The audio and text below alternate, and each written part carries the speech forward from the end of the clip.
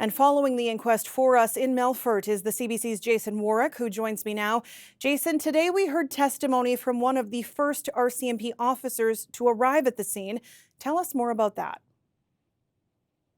Yes, Sam. To this point, we've heard detailed chronologies about what happened in a factual manner.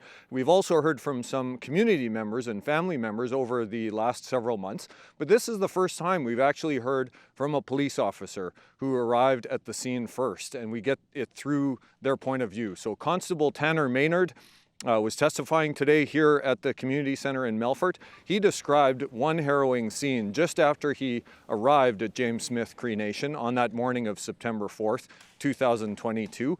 He arrived in a home to find a woman administering CPR to a relative. He could clearly see that the woman on the floor had passed away, had died.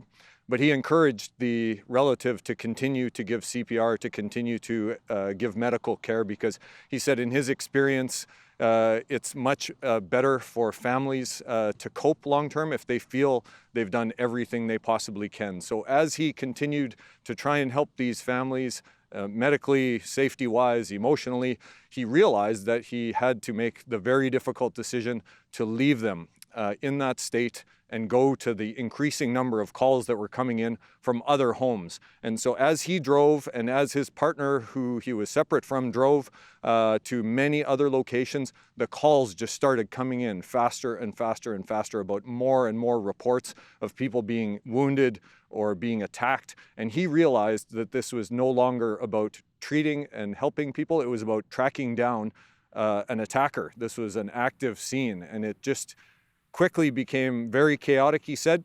Everyone had good intentions, he said, but the number of different RCMP officers from all over the province, the plane coming in from Saskatoon, the ambulances from PA and Melfort and elsewhere, the conservation officer who they tasked to provide a triage security at the band office, they were all coming in, and it was left to him as the first officer on scene to try and coordinate all of this. At the same time, they were trying to hunt down Miles Sanderson. They were getting reports of him in Weldon, so he sent people there. They did not find him. And as you all know, Miles Sanderson evaded police and was not captured until 3 or 4 days later off the highway near Rostern, Saskatchewan, and died shortly after that, Sam. So all of these details continue to come out. What are we expecting to happen tomorrow? Yes, tremendous amount of detail. So tomorrow, we are expected to hear from some of the community members, former partners of suspect Miles Sanderson, or killer Miles Sanderson, I'm sorry, as well as the first victim, Damian Sanderson, and his former partner.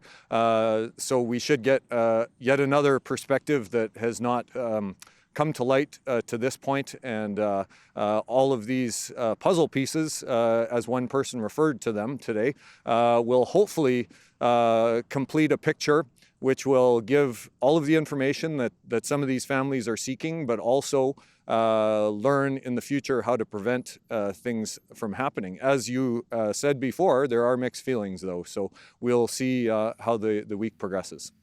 Jason, before I let you go, are people being taken care of? This feels very heavy. It's unimaginable what the families here are going through. There are a decreasing number that are choosing to attend this week. I would count a little more than a dozen people from James Smith that were here for the entire day today.